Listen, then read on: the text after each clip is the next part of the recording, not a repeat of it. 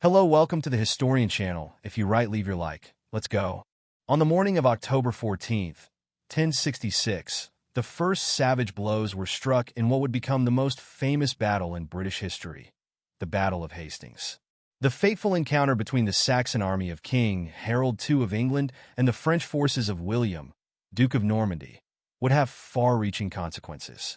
As the sun set on the blood-stained slopes of Senlac Hill, William not only killed a king and destroyed an army, but also sounded the death knell for the Anglo-Saxon way of life, with foreigners invading England.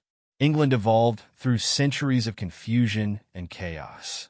The Romans abandoned the country to its fate in 410 AD, and after that, successive waves of invaders from northwestern Europe settled, ravaging the land with endless wars. Eventually, the Anglo-Saxons rose to dominate, dividing the country into large kingdoms governed by powerful earls. In the 9th century, the Vikings, a fierce seafaring warrior race from Scandinavia, made their first visit, bringing death and destruction with their lightning raids along the coast. It was only their defeat by King Alfred the Great at Edington in 878 that prevented them from making a total conquest of England. Although the Great King allowed them to keep the lands they had captured in Mercia and East Anglia, unfortunately, the understanding and harmony that existed during Alfred's reign soon vanished after his death, and before long, the fighting began again. It was Ethelred the Unready who was forced to cede lands to the Vikings in an attempt to buy peace. In the year 1013, the unthinkable happened. Ethelred II, the Danish king, usurped the crown of England. In 1042, after the death of Harthacnut, the son of Canute, Ethelred's son Edward was summoned and given the throne. King Edward, known as the Confessor, was 38 years old when he became king, having spent 27 years of his life in exile, most of that time at the court of the Duke of Normandy. Edward's mother, Emma, was the eldest daughter of Richard, the first Duke of Normandy, a key figure in Edward's peaceful ascent to the throne. A nobleman of Viking descent, named Earl Godwin of Wessex, who was descended from Richard, would eventually become a bitter rival. The English throne and their respective claims would eventually lead them to the Battle of Hastings. The first of these men was William, Duke of Normandy, son of Richard I. Born around 1028, William was the illegitimate son of Duke Robert and Arlette, the daughter of a tanner. When his father died in 1035, William inherited the title, and for the next 10 years his life was continuously threatened by would-be usurpers. Nicknamed William the Bastard by his rivals, he was thrown into the maelstrom of Norman politics, where he survived, becoming a capable soldier and a consummate politician. The second important figure in this story was Harold Godwin's son of Earl Godwin of Wessex, 6 years older than Duke William. Harold came from a notable family. His father, Godwin, had risen from obscurity during the reigns of the Danish kings to become Earl of Wessex and had married into the Danish royal family. Harold was the second of 5 sons, all of whom were relentlessly ambitious. In 1045, Harold's sister, Edith, married King Edward the Confessor, and from humble beginnings, the Godwin family eventually rose to become the most important family in the land. When Harold's elder brother was banished for treason, it was Harold himself who became the heir to his father's domains. William and Harold were both very determined, stubborn, and practical magnates for their time. William, of course, became known as William the Bastard. He was the son of the previous Duke of Normandy and a laundress who caught his eye. He came to the duchy in 1035 after a very turbulent youth, marked by several assassination attempts by his rivals on the Norman scene. As a result, William was a very pragmatic and practical man from beginning to end. Harold, on the other hand, was possibly the more cultured of the two. There is some evidence that he appreciated the finer things in life, and certainly had a very refined mistress named Edith, known as Swan Neck. He was related to King Edward the Confessor because his sister was married to Edward. However, the couple did not produce any heirs to the throne. Both men had connections to the days of the Danes and the Vikings, adding further complexity to the dispute for the throne. A remarkable contemporary record of the lives of Harold and William exists to this day, the magnificent Bayeux Tapestry. This series of embroidered linen panels depicts a Norman view of the events leading up to the Battle of Hastings. About 230 feet long, the breathtaking tapestry was supposedly commissioned by Odo, William's half-brother, and it now hangs in the museum in Bayeux. King Edward's marriage to Edith remained childless. It is possible that King Edward had already decided that he wanted William of Normandy, his first cousin once removed, to succeed him. To counter the influence of the Godwins and strengthen his own claim to the throne, the king brought in trusted Norman advisors. However, caution was necessary, as King Edward desperately needed the military power of the Godwins to keep Viking invaders at bay. In exchange for their help and support, the Godwins demanded more power and more titles. Soon, a power struggle developed between the king and the kingdom's leading family, creating uncertainty and instability throughout the country. Tensions came to a head in September 1051 when Godwin's army gathered near Gloucester, determined to bring Edward to battle. However, Godwin could not have anticipated that his enemies would unite into a massive army against him. Cornered and vastly outnumbered, he was forced to surrender to King Edward's justice. As punishment, he and his sons were given only 5 days to leave England. However, 1 year after King Edward's triumph, the Godwins returned. The famous Anglo-Saxon Chronicle, a magnificent contemporary record of events, recalls that Earl Harold came by ship from Ireland to the mouth of the River Severn, on the borders of Somerset and Devon, and fiercely plundered the people of Somerset. And Devon gathered to fight against him, but he put them to flight and killed more than 30 enemies. King Edward had 40 small ships equipped, ready to wait for Earl Godwin, who was in Bruges, but he arrived in the country before anyone knew anything.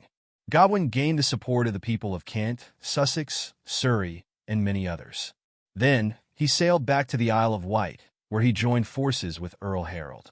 Together, they managed to win the support of all the people along the coast. Once again, the specter of civil war loomed over King Edward's reign, as the Godwins clearly enjoyed popular support in the country. When the citizens of London finally gave their backing to the Godwins, King Edward had little choice but to reinstate them. The Anglo-Saxon Chronicle recorded the mood of the time. It is hateful to almost all men to have to fight against men of their own race, for there were few important men on either side, except for the English. Moreover, all men were reluctant to risk increasing the danger of leaving this land open to invasion from outside if both sides destroyed each other. They decided that wise men should act as intermediaries to organize a truce. Godwin's earldom was returned to him with all his possessions, and his sons were treated likewise. The council reconciled the sides, and all the Frenchmen who promoted injustice and gave bad counsel within this kingdom were banished. This forced removal of King Edward's Norman advisors represented a serious setback for Duke William's ambitions to become king. However, it is believed that during Harold's forced absence from the country, William may have visited the English court to discuss the succession with King Edward, and Edward might have promised to name him heir to the throne. In 1053, Earl Godwin died, leaving Harold to inherit his title. He served King Edward loyally, fighting against rebellions in Wales and the north. In 1064, King Edward dispatched Earl Harold on an important and fateful mission that would have a crucial impact on future events. He was to travel to Duke William's court in Normandy to confirm William's succession after King Edward's death. William of Poitiers, a former soldier and chaplain of Duke William, remembered the visit well. During the journey, Harold was forced to land on the coast of Ponthieu, where he and his companions were imprisoned by Count Guy. When Duke William heard about this, he sent messengers and secured Harold's release through negotiations and pleas. William then took Harold with full honors to Rouen. The Duke was delighted to have such an important guest, someone who, in England, was second only to the king. Harold swore loyalty to the Duke of his own free will, promising to represent William at King Edward's court. He also vowed to use his influence to ensure that, upon King Edward's death, the kingdom of England would pass to the Duke. In the panels of the Bayeux tapestry, Harold is depicted making this oath with his hands resting on boxes of sacred relics. It should not be forgotten that, in an era when superstition was inextricably linked to Christianity, An oath was considered a sacred bond, and breaking it was inviting divine retribution. Harold returned to England, and as far as the Normans were concerned, he was now a vassal of the Duke. But in January 1066, King Edward the Confessor died, and within days, Harold, Godwin's son, completely disregarding the oath he had made just 2 years earlier, was crowned King of England. Harold's main claim to the throne was based on his selection and election by the Witan, the King's Council. Additionally, Harold claimed that King Edward had changed the succession on his deathbed in his favor. A frightened messenger carried the news of Harold's coronation across the Channel to William, who received the information with a mixture of disbelief and anger. How dare this ambitious Saxon, who had sworn loyalty to him, now claim the throne? The course of events was now set. William, determined to bring Harold to battle and claim what he believed was rightfully his, immediately began to assemble an invasion force. The army of William the Conqueror, which he was gathering in Normandy to invade Britain, consisted of 2 main parts. First, there were the local Norman lords and magnates who owed him military service, possibly 40 days a year, in exchange for the lands they held from him in Normandy. This was his initial force. But because William did not underestimate the challenge of fighting Harold, he also requested and received the support of many mercenaries, knights, and other warriors. Moving forward, after tying up loose ends, William began attracting soldiers with the promise of plunder in Britain. Although this wasn't his primary intention, he offered payment and suggested there would be rewards for those who joined him. Thus, he gathered many Bretons, other French knights, some Germans, and even soldiers from various backgrounds, forming a polyglot army. While the corps was composed of Normans, as expected, there were 3 main types of soldiers in William's army. First, there were the knights, whom we associate with the Bayeux Tapestry, with their kite-shaped shields, chainmail hauberks, and lances. There were possibly a few thousand of them. Next were the infantry soldiers and archers, totaling perhaps 7,500 or more. When we talk about archers, we refer to the short bow, not the long bow of later generations. This was a much less devastating weapon, but still useful as a ranged attack tool. The infantry soldiers were equipped similarly to the knights, but fought exclusively on foot. In England, the situation was different from Normandy. While the Normans used their horses both for fighting and for moving on the battlefield, across the Channel in England, the last traditional organization of the Danish army prevailed. Horses were indeed used, especially by the king and his men, but only for mobility. They always dismounted to fight, as the Vikings and Danes had done in previous centuries. Moreover, the English possessed a weapon that the Normans feared, the battle axe. These large axes, used in a shield wall formation, were terrifying to face, whether on horseback or on foot. Thus, the 2 armies that would meet at Hastings represented 2 distinct types of military organization. William, with his mounted knights performing great charges up the hill at Senlac, represented the future. The great era of knighthood was about to begin and would last for the next 250 years or more. On the other hand, Harold's army represented the last of the ancient Norse and Danish warriors. The armies that fought on foot used their horses only to travel to the battlefield, but then dismounted to form the famous shield wall and fight with their battle axes. Throughout Normandy, a wave of frenetic activity began. Large ships were built, provisions gathered, and weapons forged and stocked. The shrewd politician William also secured the blessing of Pope Alexander, who was eager to impose papal control over the English Church. Now, with the Pope's support, William's invasion could be legitimately described as a crusade, attracting soldiers to his banners. Meanwhile, in England, the new king realized that challenges to his throne were inevitable and began to forge new alliances that he hoped would be useful. By marrying Edith, sister of Edwin, ruler of Mercia, he believed he could secure the support of the North, which had been wavering in its loyalty. The south of the country presented fewer problems, as its loyalty to Harold was never in doubt. However, when trouble arose, it did not come in the form of William, Duke of Normandy, but from Harold's own brother, Tostig, a cruel and malevolent man. Tostig had been exiled by Harold in 1065, and now, encouraged by Duke William, he returned, thirsting for revenge. Although his attacks were bloody and brutal, he was eventually driven out. As the Anglo-Saxon Chronicle recalls, when King Harold learned that his brother was in Sandwich, he gathered the largest maritime and land forces the country had ever seen, believing that Duke William was about to invade. When Tostig heard that Harold was on his way, he sailed north to the mouth of the Humber, killing many good men. When Earl Edwin and Earl Morcar heard of this, they marched there and expelled him from the land, forcing him to seek refuge in Scotland, where he stayed throughout the summer. King Harold went to Sandwich to wait for his domestic troops, who were slow to gather. Defenses were positioned along the coast, but to no avail, as when the men's provisions ran out, they were allowed to return home. Although Tostig, Harold's brother, had been defeated, his enterprise had been more than useful to William. The men from the southern feudal estates had now completed their period of royal service in the king's army, and Harold was forced to pay them off and let them go. William knew that Harold had neither the money nor the power to maintain a large, permanent army to defend the south.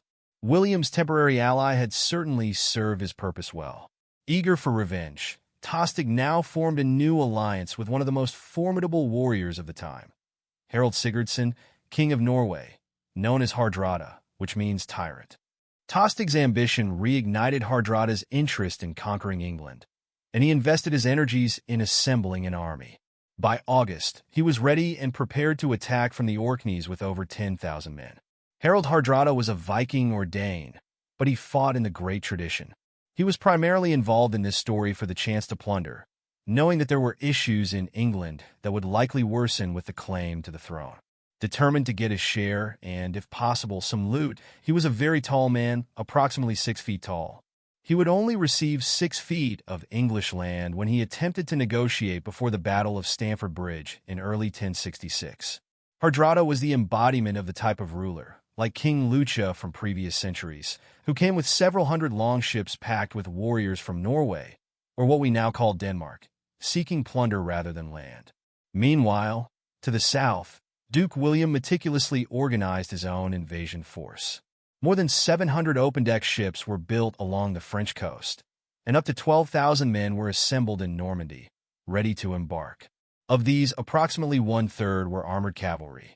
This part of the army would be vital to the Normans' fortunes, as it was with these men that Duke William hoped to defeat Harold's forces.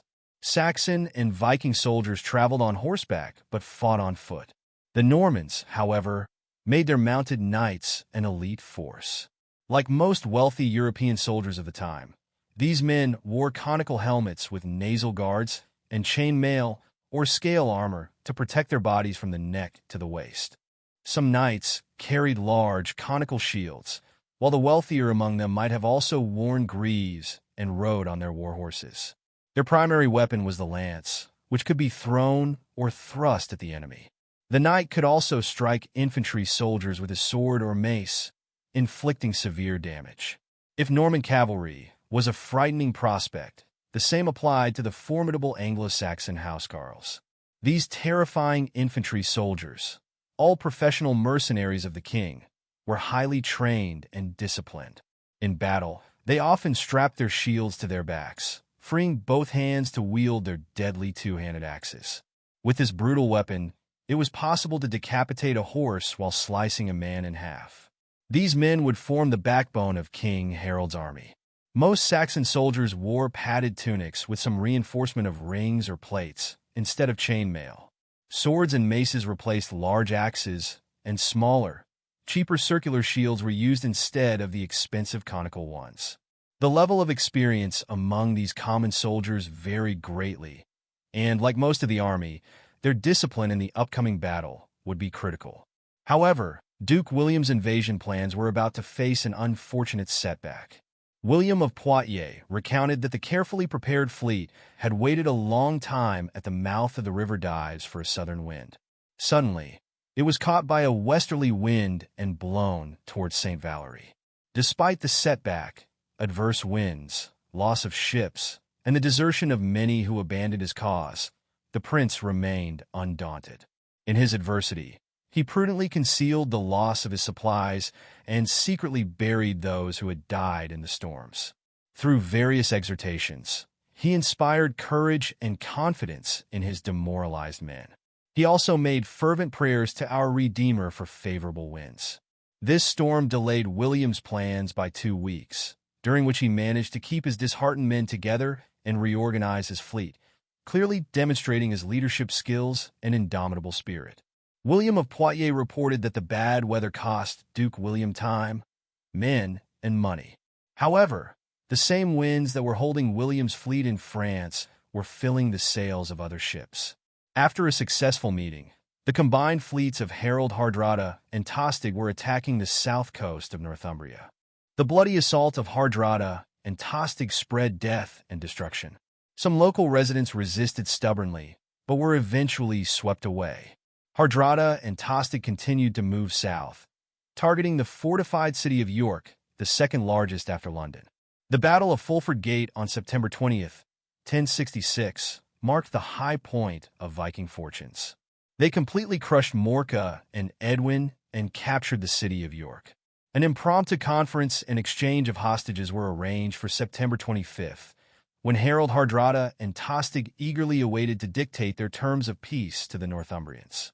The chosen location for the conference was near the Viking base in Rickle, and significantly, more than a third of the Viking army remained there to protect their fleet.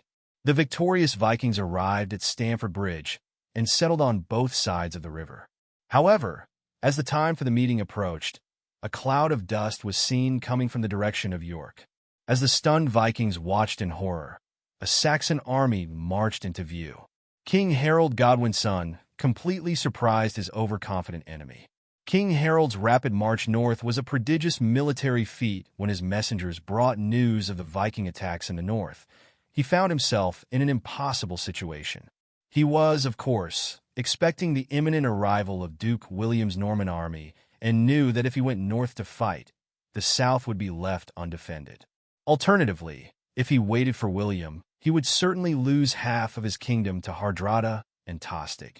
Thus, King Harold made his biggest gamble. He decided to march north and head for York in just 4 exhausting days. The army covered over 200 miles. Harold's demonstration as a soldier is greatly highlighted by the way he handled the start of the 1066 campaign. He was well aware, of course, of the preparations underway in Normandy, with ships being built and other preparations for Duke William's invasion.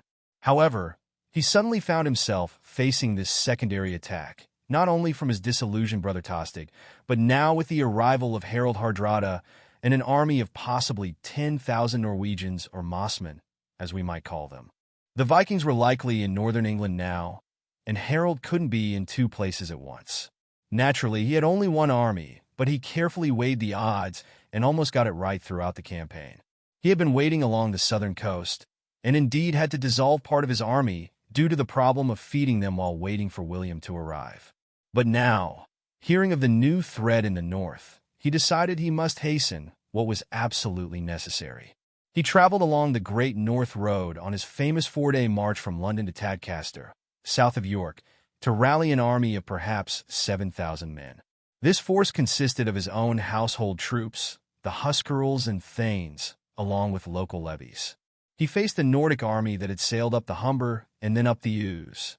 They disembarked at a place called Rick Alb, anchored their ships on the coast, and began harrying the fields against the Northumbrian earls. They had managed to win a small battle at Fulford before Harold arrived on the scene. Harold Hardrada and Tostig were caught off guard by the English army's swift response. The English forces fell upon the unsuspecting Viking army, crushing their shield wall and attacking the desperate defenders. In the fierce battle, Hardrada himself was struck down and killed. But the Vikings fought on, determined to avenge their fallen king. Soon, Earl Tostig also fell under the Saxon lances, and the Viking army quickly crumbled. Even the late-arriving Viking reinforcements that came to help their beleaguered comrades were ruthlessly cut down by the unrestrained Saxons. Stamford Bridge became the scene of a terrible massacre. By nightfall, the battle was won, and the battered Viking survivors begged for peace. It would be the last time a Viking army threatened England, and when they were allowed to return home, the defeated Vikings could only fill 24 of the 300 ships they had arrived in. King Harold achieved a great victory, but for his gamble to be fully successful, he needed William to remain trapped in Normandy. This would secure the king's position. Harold had a crucial moment to march south again and re-establish his position, but this did not happen until October 1st. King Harold received the worst news on September 27th, just 2 days after his great victory at Stamford Bridge. The wind in the Channel had shifted in 24 hours, and Duke William's army was landing on English soil once again. King Harold and his men faced a grueling forced march, followed by a battle against a new and confident enemy. Moreover, the army he took south to face William was very different from the one he had brought from the north. If the Battle of Stamford Bridge had destroyed the Viking army, it had also seriously weakened King Harold's army. Although many of the casualties were feared but untrained men, an alarming proportion included the famous housecarls among the mutilated bodies covering the field. These experienced and well-trained warriors were difficult to replace, and their absence would be deeply felt as Harold's army marched south. King Harold was undoubtedly aware of these gaps in his ranks, but what about Duke William and his newly landed Norman army? Finally, favorable winds began to blow. All hands and voices were raised to the sky in thanks, while they encouraged each other. They quickly embarked and prepared for their dangerous voyage, eager not to be left behind. The Duke called for haste and caution, instructing that as soon as the fleet reached open sea, they should wait for a signal to proceed. A trumpet then gave the signal to sail, and after a night's pause, they weighed anchor with favorable wind. They reached Pevensey and landed without opposition. Rejoicing, the Normans took and fortified Pevensey and Hastings to serve as strongholds. Then William, with only 25 knights, rode out to gather intelligence.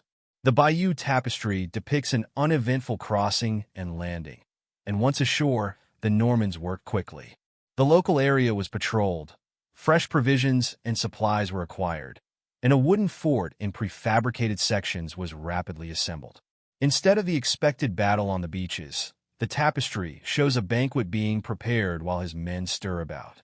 William planned his next move with his 2 half-brothers, Odo and others. Robert then received a message with news and a warning from Harold's brother. Supposedly the greatest warrior on earth, Harold had defeated both him and his armies in battle. Now, Harold was marching towards them with many well-equipped troops, eager to fight. "You are considered a prudent man in peace and war," the messenger said, "so be careful, stay within your walls, and do not offer battle." The Duke replied, "I thank your master for his advice, but tell him that I do not wish to hide behind a fortress. I wish to confront Harold as soon as possible. With God's help, my brave men and I will stand against him." Harold and his bodyguard marched towards London, followed by his army, recruiting as they went. Now, faced with the challenge of defeating the Norman invader, Harold had to quickly redistribute his available forces. There was no doubt that 1/3 of his troops had to be left behind. They were essentially infantry anyway.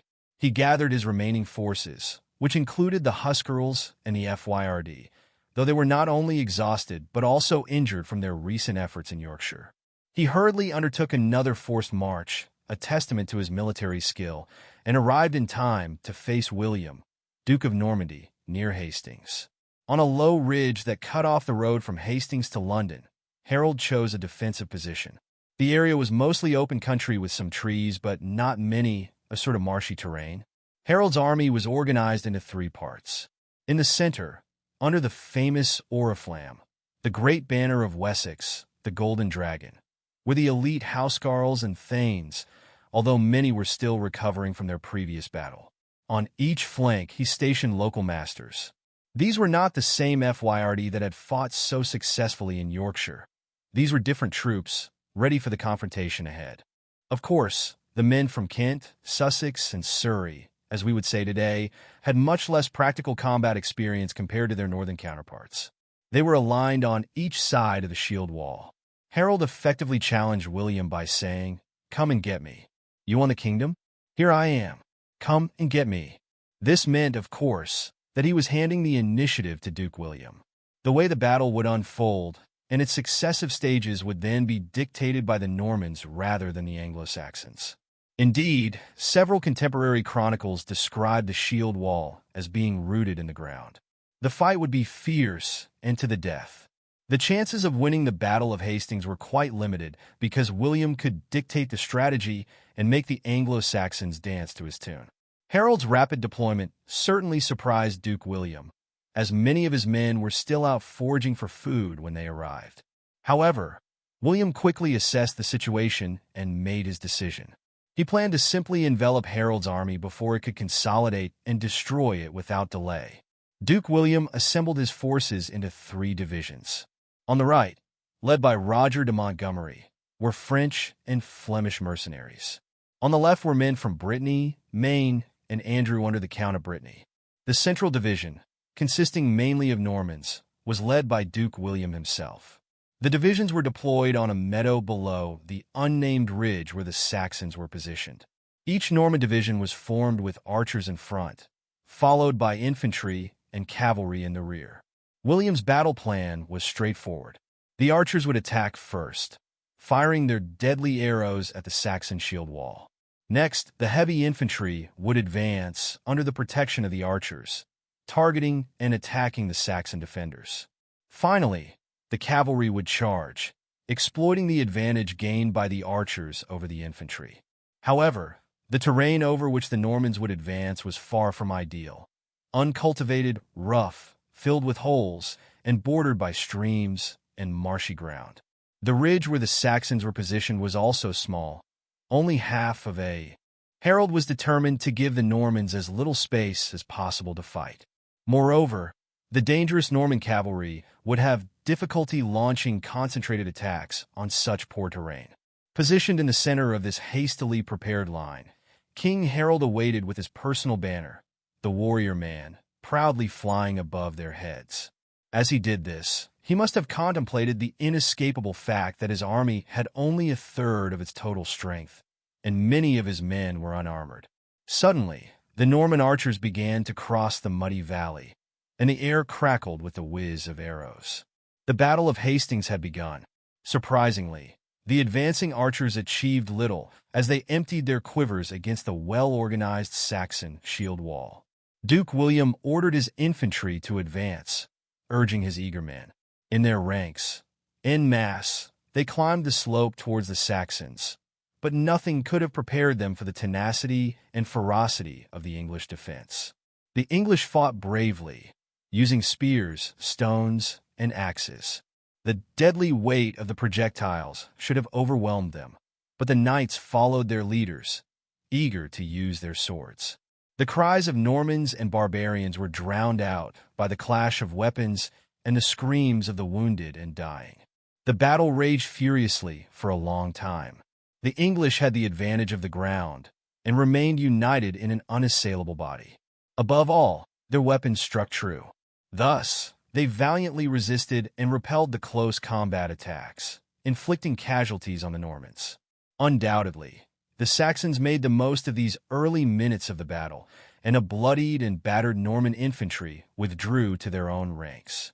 Now it was the turn of the Norman cavalry to ascend the slope, only to falter against the determined Saxon shield wall. The momentum of the Norman attack was lost as the terrible carnage continued. William's left flank wavered and broke. The Bretons in the ranks retreated in a rout of fear, shouting that Duke William had been killed. The entire Norman line faltered as the news spread.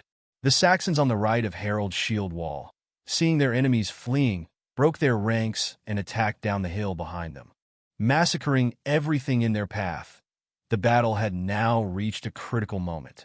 The initial Norman assault had failed to breach the shield wall on the ridge, and now 1/3 of William's army was stumbling backward, pursued by shouting Saxons. It was at this moment that Duke William displayed his brilliant leadership qualities. From his command position, he ran to where his men were retreating and, removing his helmet, stood before them shouting that he was alive. This swift and courageous action inspired the Duke's wavering troops, and they halted their retreat. The Saxons, having fallen upon the retreating Normans in the belief that the battle was won, were now caught in the open field. The Norman cavalry was able to turn devastatingly against them. Without the protection of their dense shield wall, the Saxons were mercilessly cut down. Although a small number made a brief and futile stand on a hill, very few of them returned to the Saxon lines on the ridge. King Harold could only watch in despair as his men died, helplessly under Norman swords and lances. By around noon, the Battle of Hastings reached a critical point. Harold had lost the entire right flank that had attacked and had been massacred by the Normans, who had either drawn them into a premature assault or deliberately turned against them. For the Normans, although this was obviously an advantage, the battle was still far from won. It was absolutely essential to decide the outcome that day before sunset. They had no fallback position. Their morale would plummet if they did not win the battle on this first day, and they would likely face total disaster. Thus, the battle was still not won. All the pressure was now on William to commit every remaining resource to the fight. The Anglo-Saxon line was now without a right flank, but still maintained the formidable shield wall with its battle axes swinging. Everything was still to be gained or lost with the sun high in the sky. A terrifying lull descended on the battlefield as both commanders assessed the situation, giving time for exhausted men on both sides to regroup. To give William and his Norman army a chance, it was now or never. Thus, the Norman army returned to the offensive waves, with archers, infantry soldiers, and cavalry once again launching and coordinating attacks against the shield wall. The Saxons fought with incredible determination. Hours passed as they desperately tried to halt the fierce Norman attacks. However, gaps began to appear in the Saxon line. In the series of bloody combats, the king's younger brothers, Gyrth and Leofwine, fought fiercely against the Norman incursion but were struck down and killed. Duke William, realizing that the tide of the battle was inexorably turning in his favor, though progress was frustratingly slow, decided to execute two masterful tactical moves that would finally break Saxon resistance and secure a Norman victory for the day. Recalling the Saxon reaction when confronted with the Breton withdrawal earlier in the day, William ordered a series of famous or feigned retreats by his cavalry. Faced with seemingly retreating Normans, the Saxons believed they had driven the enemy away and broke their ranks to pursue them down the hill. The Norman cavalry then turned, isolating the wild pursuers from the land and killing them. The second significant shift in William's strategy came with the order for his archers to concentrate their fire on the unprotected rear of the Saxons. The deadly arrows began to take a terrible toll, including among their victims several men from King Harold's retinue. Along with the feigned retreats and the storm of arrows, the Saxon line was weakened enough for the Normans to advance decisively. It was then that a final and crushing blow was struck to Saxon morale. King Harold himself was struck down and killed. The Bayeux Tapestry records the event. The dramatic scene is depicted in great detail. A figure is shown in profile, being struck by an arrow in the eye, while a second figure is being struck down by an attacking knight. Written in large letters above are the fateful words, Hic Harold Rex Interfectus Estate. Here Harold the King was killed. Scholars now believe that both figures are meant to represent Harold, as the chronicles tell us that once Harold was hit by the arrow, he was also cut down and mutilated by the furious Norman knights. Harold's death marked the end of the brave Saxon resistance. Soon, the slaughter was complete and the great battle had ended. Harold was dead, and Duke William, clearly triumphant, was indeed the King of England. There was great difficulty in finding Harold's body among the heaps of the battered shield wall that had fallen around him. If it hadn't been for the presence near the battlefield of his former lover, Edith, known as the Swan Neck, who was able to identify him by certain marks on the body, he might never have been identified. What a terrible last great battle it had been on the top of the ridge, but in due time, his body was properly identified and taken to Waltham Abbey, where it was buried. To this day, there is a large plaque marking the site. For the Normans, it was a matter of chasing the Anglo-Saxons until sunset, but it would be wrong to think that this was the end of the conquests. The devastation of the North was still to come, and the resistance movement led by Hereward the Wake would become a popular national hero, much like the legend of Robin Hood, due to his stand against the Norman conquerors and the long run he gave them in the northern regions. The battle decided once and for all the issue of succession to the throne. The future of the islands was, indeed, immediately affected by the outcome of this confrontation, which must be considered one of the most significant moments in the history of these lands. The following day, Sunday, October 15th, the Norman soldiers buried their dead, although many Englishmen never received the same dignity. There were many looting and thefts from the dead's possessions, as the Bayeux Tapestry clearly shows. Having achieved their victory, the Norman soldiers had no intention of sparing their war spoils.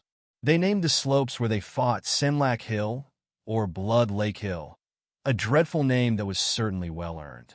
After 5 days of rest, when their exhausted forces were replenished, Duke William marched north, burning everything in his path as a dire warning to the Saxon people against resistance.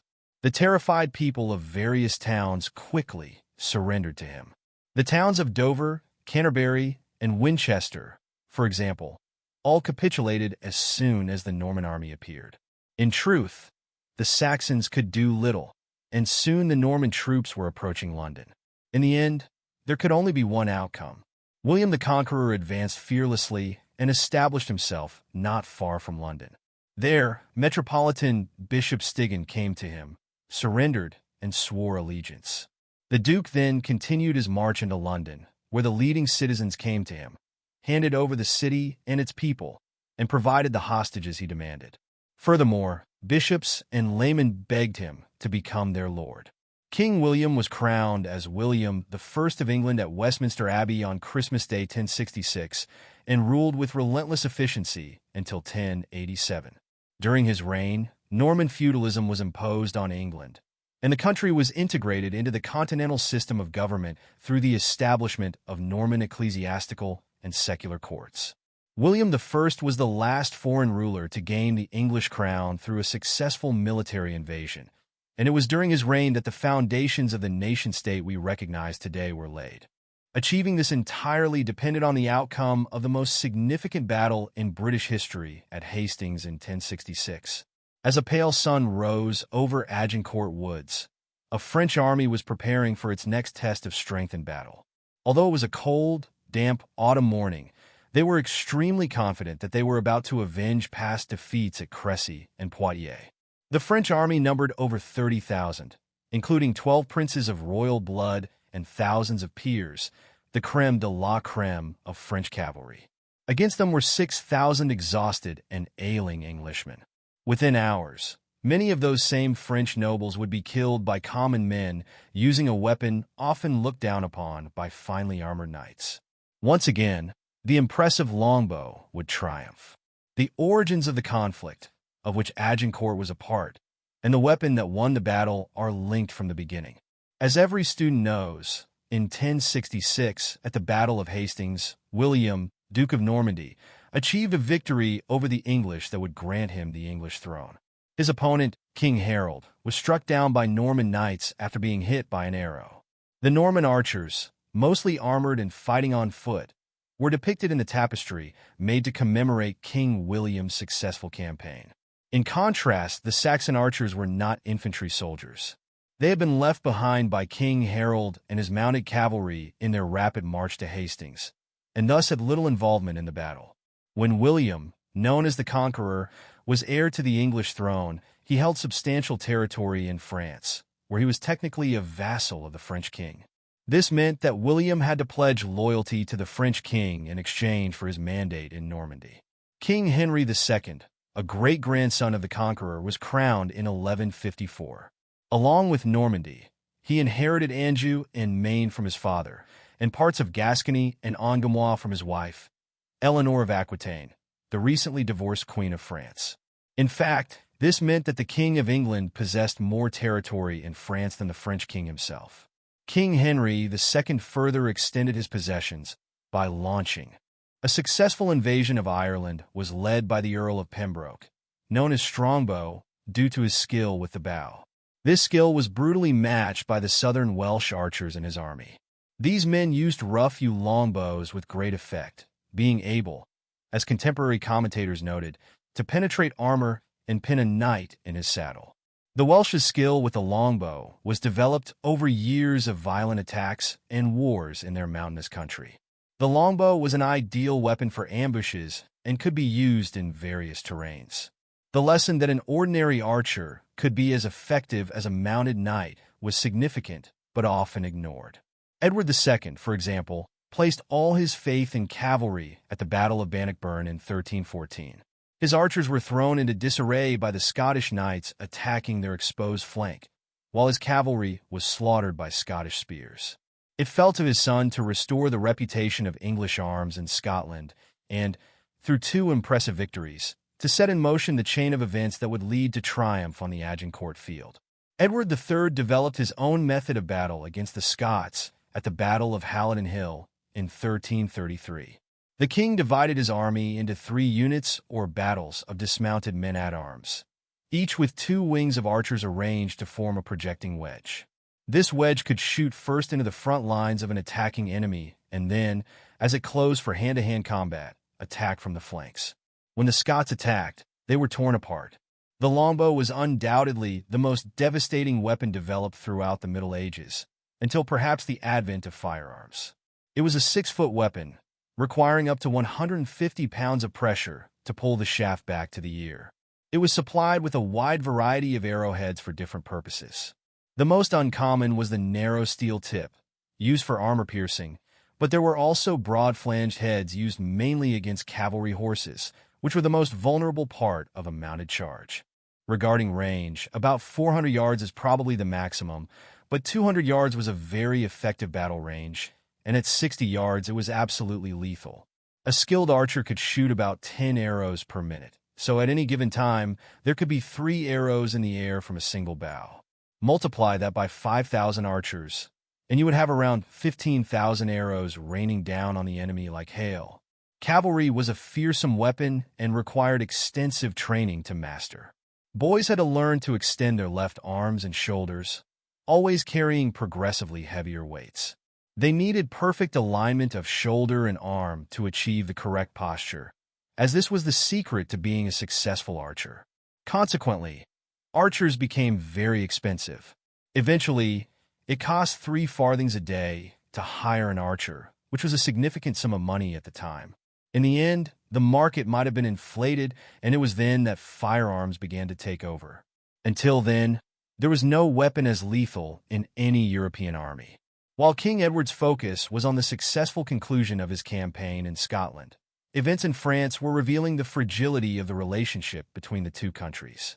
In 1337, convinced that the English were conspiring with his enemies to overthrow him, King Philip VI of France confiscated Edward III's territories in Aquitaine. Edward responded by renewing his claim to the French throne and withdrawing his allegiance. War was now inevitable. From the outset of the English invasion, archers would be of crucial importance.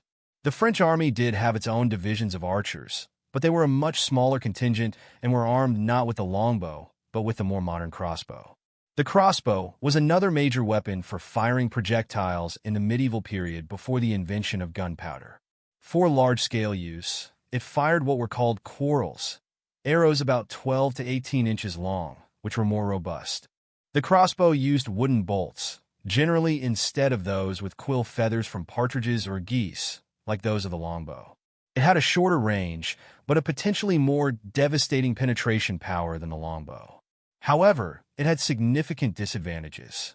It could only fire a maximum of 3 shots per minute, which was about 1/3 of the longbow's rate of fire, and the fact that the bowstring was always attached to it when on the field meant it was likely to get wet. When the bowstring got wet, it was a major setback. While a longbowman could quickly detach and dry the string inside his hood, the crossbowman did not have this advantage. Undoubtedly, the longbow was the most devastating weapon. It is interesting to note that even up to World War II, this weapon was still in use. Colonel Mad Jack Churchill of the Commandos was known for his skill with the longbow and used it to silently eliminate enemy soldiers. Centuries later, archers still demonstrated their effectiveness, being able to shoot through enemy lines with deadly accuracy. The longbow also proved its versatility as a weapon at sea, as well as on land.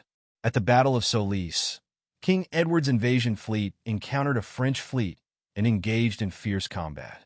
English archers cleared the decks of French ships with their lethal arrows.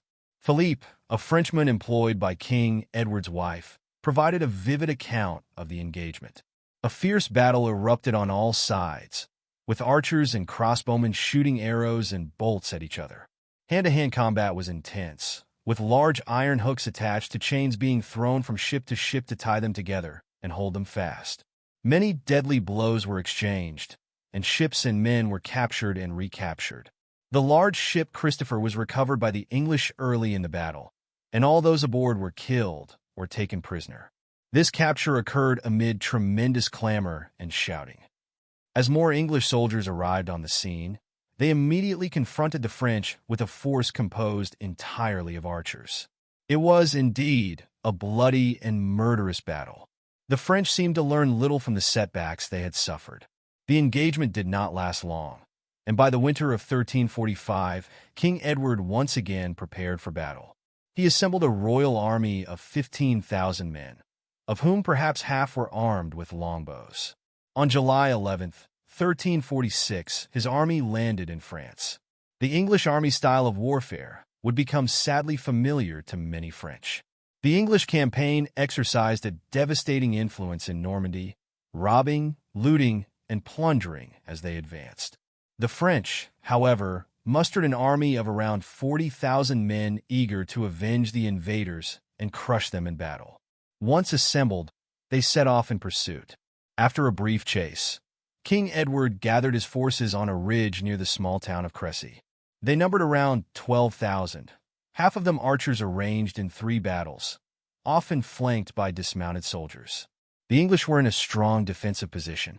On August 26th, a massive French army arrived before the silent English lines. Instead of waiting to be formed into battles, the impetuous French nobility wanted to attack immediately.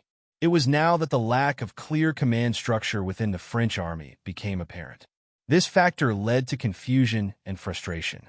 The French sent a contingent of Genoese crossbowmen to harass the English lines. However, the superior rate of fire from the longbowmen forced the Genoese to retreat. According to an eyewitness, the English archers feared the Genoese bolts so densely and well spread that they seemed like snow as they felt the bolts penetrating their arms, heads, and faces. The Genoese, who had never seen such bows before, were bewildered. Some dropped their crossbows, and others cut their bowstrings.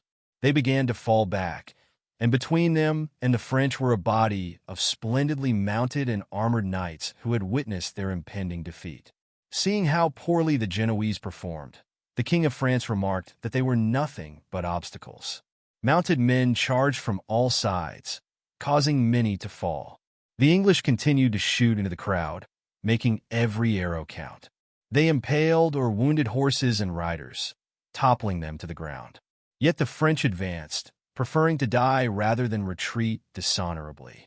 With their ranks significantly thinning, the French moved forward to attack the English men-at-arms, only to find that storms of arrows were now raining down on their flanks. A bloody chaos ensued as the crest in front of the English turned into a seething mass of conflict. With horses and men dead and wounded, the French ranks were compressed, leaving the soldiers with no space to fight.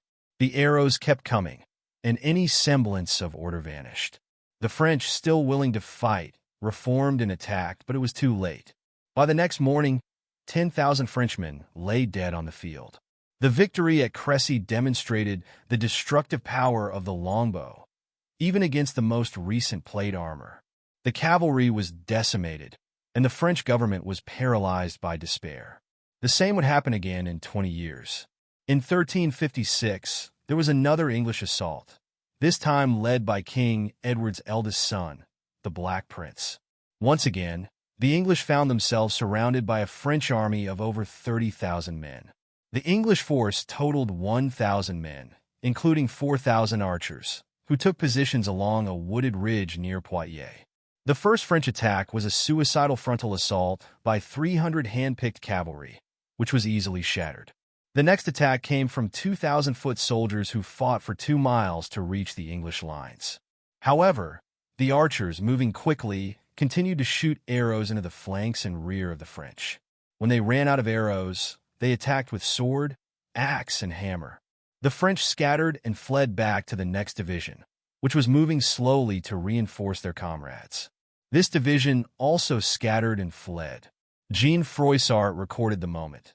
The archers began to shoot mortally from both sides, their long arrows bringing down horses and piercing everyone in their path. Wounded and terrified horses refused to continue, skittering and falling to the ground, trapping the cavalry. Rarely had so many soldiers suffered so much in such a short time, as they were trapped and unable to advance. Seeing the carnage before them and unable to advance, those in the rear retreated. In fact, the English archers gave the English a great advantage and terrorized the French. The precise and heavy arrow fire left the French with nowhere to hide, and thus the English gained ground slowly but surely. Once again, the French were stunned and suffered a catastrophic defeat against an English army, despite being outnumbered. In the following 20 years, with many of their leaders dead or awaiting ransom in England after Poitiers, France was devastated by new military expeditions, peasant revolts, and itinerant contingents of unemployed soldiers, known as free companies. These men ravaged the land until a war in Castile drew them away with the prospect of payment and loot. The war-weary French could not know, but their fortunes would change for the better. In the 1370s, under the reign of King Charles the Wise, France began to recover its territory, and a generation of recovery was beginning. The English war leaders, worn out by constant campaigns, were dying. The Black Prince died in 1376, and his father the following year. Over the years, Crécy and Poitiers became memories of past glories and lost territories in battle. An Englishman was seeking a new leader molded in the image of the Black Prince. In 1413, a 25-year-old man, whose father had usurped the throne, was crowned King of England. His name was Henry V, the fifth king to have that name. He was already an experienced soldier, having successfully fought to suppress rebellions against his father. Although he inherited his throne peacefully, King Henry V knew that the great nobles around him were loyal only as long as it suited them. He needed to shift his focus to a cause that would unite all the English in support. King Henry V decided to pursue his claim to the French throne by force. Henry V was a determined man and an unyielding politician.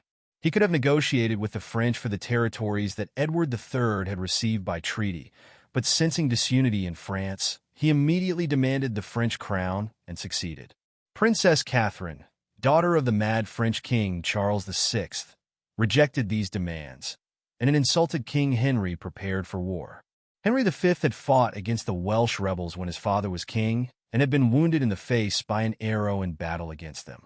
As he began to muster his army, aware of the power of the longbow, Henry made the supply of archers a vital part of his plans. During this period of about 56 years, the transition from the shirt of armor, dominated by steel plates attached to it, to full armor covering the body was observed. Over time, the armor became increasingly elaborately designed and fluted, with ridges intended to deflect arrows in various directions, attempting to counter the deadly propensity of both the longbow and crossbows. These were the main changes observed. Regarding armor and tactical changes of the period, there wasn't really much variation. The famous groups of archers positioned on the flanks of the heavily armored knights in the English defensive positions remained largely unchanged. Although there were many small subtleties, such as what was sometimes referred to as the harrow formation, where archers stood out in the battle line, shooting at the flanks of attacking enemies, the use of stakes for protection in front of them and the standard British approach remained consistent.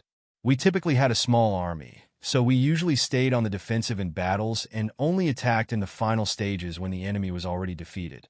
As Wellington would later remark, the French attacked in the same old manner, and we defeated them in the same old way. There was very little subtlety in tactics until then. The subtlety that did exist was related to the use of the weapons of the time. By then, England had a much more devastating reality and understanding of what could be done with the longbow and how best to use it. English tactics were a major factor in our success, supported financially by the church, merchants, parliament, and the people. King Henry soon had enough funds to assemble an invasion fleet and provide weapons and supplies for an army. The army was gathered around the Solent, and eventually numbered about 2,000 men at arms and 8,000 archers. Over 20,000 horses were assembled, including pack and draft animals in France. These extensive preparations were observed and debated. Although King Henry engaged in last-minute diplomacy, there is no doubt that he was already determined to go to war when the last French forces departed for France. King Henry traveled to Southampton to join his invasion fleet on the afternoon of Sunday, August 11th, 1415. An armada of about 1,500 ships began its three-day voyage to cross the Channel. The crossing occurred without incident, and the fleet anchored in the Bay of Seine, overlooking the town of Harfleur. The landing of the English army went uncontested. King Henry issued strict instructions to. King Henry instructed his men on their conduct for the upcoming campaign. This would not be an old-style invasion with indiscriminate looting and pillaging. Henry viewed the French as legitimate subjects and believed that to earn their respect, he must treat them with dignity. All soldiers were directed to display the emblem of St. George on their attire and were reminded of the offenses punishable by death, such as murder, rape, pillaging, assault, attacking members of the clergy, desertion, and desecration of churches. The list continued with other infractions. The unloading of the fleet began. Horses, cannons, siege engines, supplies, and men were unloaded onto the muddy banks in front of Harfleur. As King Henry and his generals advanced and called on the city to surrender, the townspeople and garrison, well supplied and expecting quick reinforcements, chose to endure what they hoped would be a short siege. However, by August 18th, King Henry's army had completely surrounded the city, cutting off further supplies. The siege train was positioned in protected areas around Harfleur and dragged to ramps from where it would hurl projectiles to destroy the walls and towers. The siege of Harfleur marked the convergence of two periods of siege warfare. First, traditional methods, dating back to the Romans and ancient Greeks, were still in use, such as war engines that hurled stones, like trebuchets and mangonels, aiming to crush enemy defenses or the defenders themselves, thus creating a breach. Additionally, tunneling under the walls with wood and faggots, then setting them on fire with oil to cause a section of the wall to collapse, was still practiced. However, new forms of artillery were also emerging, such as the early bombardments. These devices, which were already quite large, had the capability to fire heavy projectiles. It is estimated that the largest of these devices at the time could fire a missile of considerable weight. The largest cannons could fire projectiles weighing up to 1/4 of a ton, which was an incredible amount of impact power. Among these massive cannons was the Mons Meg, a notable example located at Edinburgh Castle, and another similar one at the Kremlin in Moscow. These cannons were enormous and extremely difficult to move, so they had to be transported by water, usually along rivers and very rudimentary canals available at the time. This marked the beginning of the artillery bombardment era for cities. The laws of chivalry, which dictated the rules of behavior in battle and siege, were meticulously observed. Having positioned his siege engines, King Henry once again appealed to the French to surrender and spare the Christian bloodshed. The French politely refused, and the English bombardment began. Despite what seemed like overwhelming odds, the French had every reason to be confident. Even with the most modern war machines, the process of attacking a heavily fortified defense took time. The garrison was also aware that the area occupied by the siege works would create problems for their own coastal land, which was mostly marshy. As August passed, the sun continued to shine, and a large swarm of flies descended upon the besiegers' camp. Combined with a total lack of sanitation, these conditions created the perfect breeding ground for the plague that afflicted medieval armies. Dysentery soon began to thin the ranks of an army compelled by the siege to remain in place. Boredom also led to drunkenness among the soldiers, though the discipline instilled by King Henry remained intact. By mid-September, King Henry's heavy artillery had significantly tilted the balance of the siege in favor of the English army. The walls of Harfleur were cracked, and in some places, clear breaches were being made. On September 22nd, the leading citizens of Harfleur knelt before King Henry, and the garrison surrendered their weapons. The English army moved inside the broken walls and began rebuilding them. The capture of the fortress secured their beachhead, but the weather was changing. The sun gave way to torrential rains, turning the dry land into mud. A bog of mud brought news that shook the English morale. The French had assembled 3 large contingents that were now converging to form an army. King Henry found himself in a dilemma with a series of options, none of which matched his original plan of a quick siege and a rapid march to Bordeaux. He could either stay in his position or return to England, but that would be seen as a defeat. With the advantage of a large number of new troops, King Henry was unlikely to agree to the individual combat request that Edward III had made during the Crécy campaign 69 years earlier. King Henry then decided to lead what remained of his army on a forced march northward to Calais. On October 6, 1415, he left Harfleur with 1,000 men-at-arms, 5,000 archers, and some letters ahead. His 150-mile march through hostile territory, with 3 French armies waiting to attack them, began. The first part of the march was to follow the coast north to the river Somme, under torrential rain. The army departed, marching in 3 columns, despite the constant attacks of disease that weakened many men. The small army continued its way, marching between 15 and 20 miles per day. King Henry sent a message to Sir William Bardolph, captain of Calais, to immediately dispatch a force of 300 mounted men to protect the crossing at Blanche. The goal was to ensure that the king's army could cross the river Somme. If the English could cross the Somme, they would have a good chance of completing the 60 miles or more to Calais and arriving safely. However, the news from King Henry's scouts was the worst imaginable. The crossing had not been secured by Sir William, and the French had a force equal to King Henry's, who had bet on the crossing and awaited the English on the other side. King Henry knew that an attempt to seize the crossing by force would be disastrous. With no other choice, he had to lead his army along the south bank of the Somme, hoping to find an unprotected crossing. The English army withdrew from the attack at Blanche and began marching inland, away from the river. Calais and deeper into the heart of France, there was some indiscipline in the French village of Beauvais. English soldiers broke into barrels of wine and got drunk. At such a moment, a collapse in the will to fight among the English army would have been disastrous. King Henry acted swiftly to ensure this did not happen. He ordered one of his soldiers to be hanged for stealing from a church in Beauvais. Despite his ruthless nature, King Henry was seen as a compassionate man by his troops.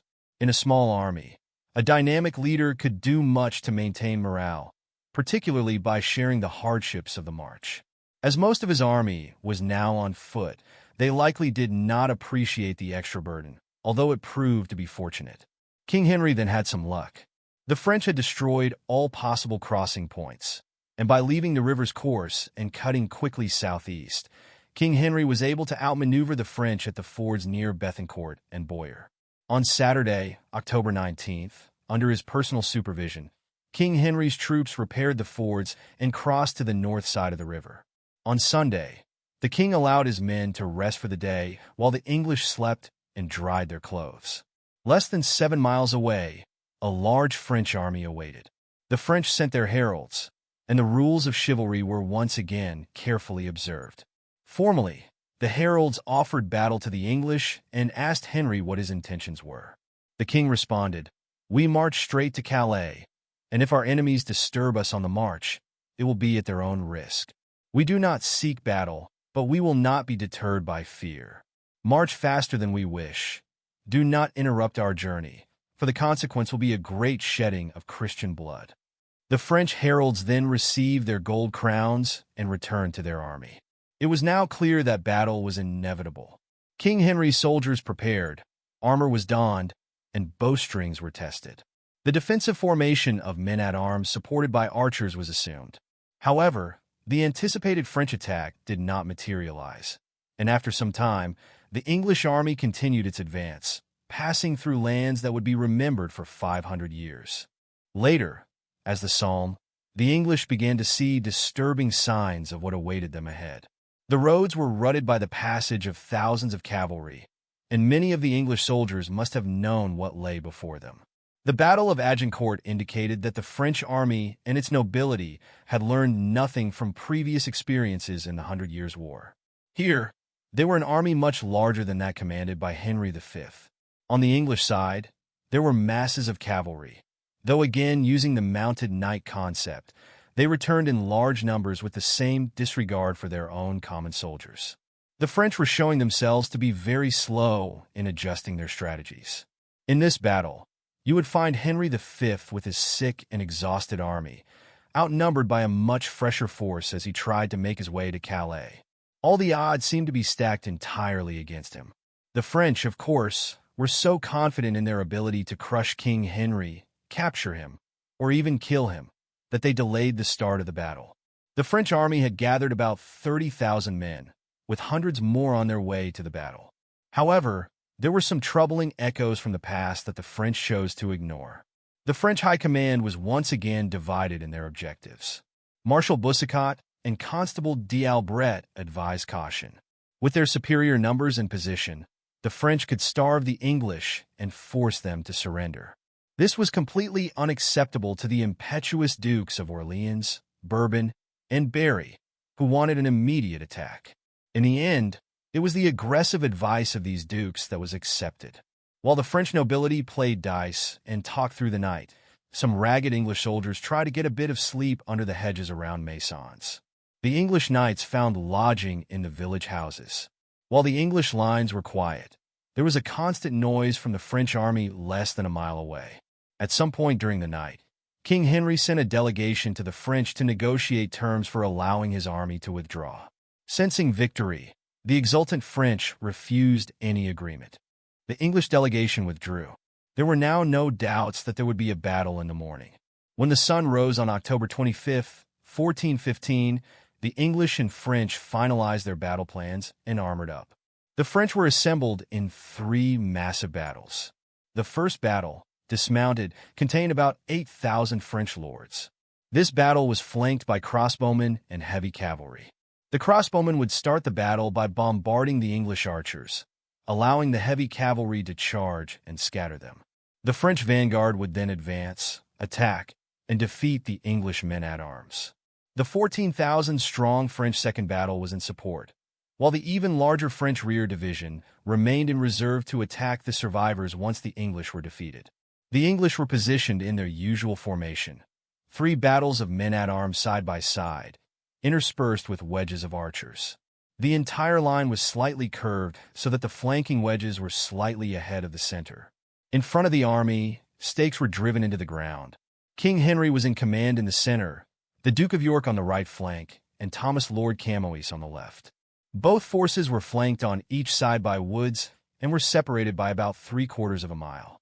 King Henry addressed his army, reminding them of the justice of their cause, urging them to remember their families and country, and telling them of the French promise to cut off the archers' fingers if they won.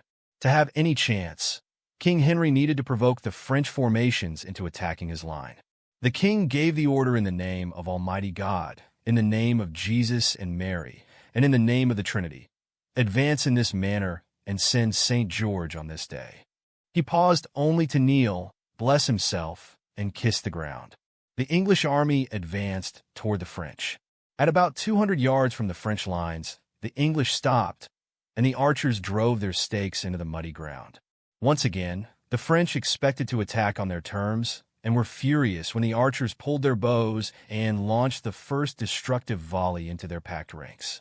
At the same time, the French vanguard drew their weapons and began to advance, while the flanking cavalry spurred their horses and attacked the archers. As the first English arrows struck the French, things were already going wrong for them. The French cavalry formations on the flanks forced the archers to take refuge in the woods or behind them, where they could not take an active part in the battle. The muddy ground made it difficult for the French to advance, and the enthusiasm of the French nobility to fight in the vanguard resulted in a wide, tangled front. The cavalry itself, within this advancing mass, faced difficulties. The archers, some capable of shooting up to 10 arrows per minute, were showering the enemy with volley after volley. The cavalry on the flanks had to attack head-on due to the presence of the forest, unable to pass through the stakes. With horses wounded by arrows and falling into the mud, the flank attacks were defeated. As the cavalry retreated in disorder, they collided with the already confused vanguard troops, struggling to advance on foot through the sucking mud and the storms of arrows. The arrows continued their deadly work, and the line split into columns as the French approached and increased their speed. When they hit the English line, there was a terrible roar. The English soldiers began fighting for their lives. The French vanguard was being targeted from the flanks as it approached the English center. With no more space to maneuver, many men lost their balance on the treacherous ground and were trampled in the mud by those behind them. Despite this, the lethal arrows continued to whistle through the air. The English managed to recover and counterattack. A large number of French dead and wounded lay in bloodied and muddy piles in front of the English. The massacre of French knights by the unimpeded archers was horrific. The 2nd French Division, the main guard of 14,000 men, marched towards the islands. Their densely packed ranks were an easy target. Those on the flanks and in the rear began to retreat, despite their commander's orders. The French rear began to collapse as the outcome of the battle became clear, and many of the French nobility, shocked and horrified by the carnage, chose to ride or march to their deaths rather than abandon their positions. As the fighting continued, the English moved among the struggling masses, seeking to capture wealthy men as prisoners. If victorious, the English could make a fortune by ransoming these men to their relatives.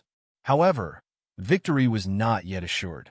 Despite the losses, the French still had forces in the field, outnumbering the exhausted English. Just as victory seemed certain, King Henry received news that his baggage train was under attack by a French force that had arrived. It was too late to join the main battle, and the king was also aware that he had a substantial number of captured French in his rear. These men were still capable of bearing arms if rescued. The king then made a terrible decision. He ordered the execution of all but the most valuable French prisoners. The English, however, initially refused the king's orders, unwilling to lose valuable ransoms. Before it was realized that the English were secure, a substantial number of French prisoners were already dead. Applause. The battle lasted just over 3 hours. At that time, 10,000 French had died and 1,500 were taken prisoner, while English casualties were less than 300. The bloodbaths of Crécy and Poitiers were once again inflicted on the French nobility. The victory at Agincourt became legendary, just as Crécy and Poitiers had, and the 100 Years' War would continue. Henry V's son would lose his crown, the longbow would fall from grace, and its replacement, the musket, required only a few hours of training instead of a lifetime of practice. In the Gunpowder Age, William Shakespeare would make King Henry V the embodiment of the English chivalric warrior spirit. In 1914, British newspapers reported that during the retreat from Mons, British soldiers saw ghostly medieval archers shooting at the advancing Germans. Such is the power of myth. The truth of that day in 1415 was different, and those who survived would never forget that the victory of the longbow was achieved at a terrible price. By see you later, write yourself, leave your like gratitude.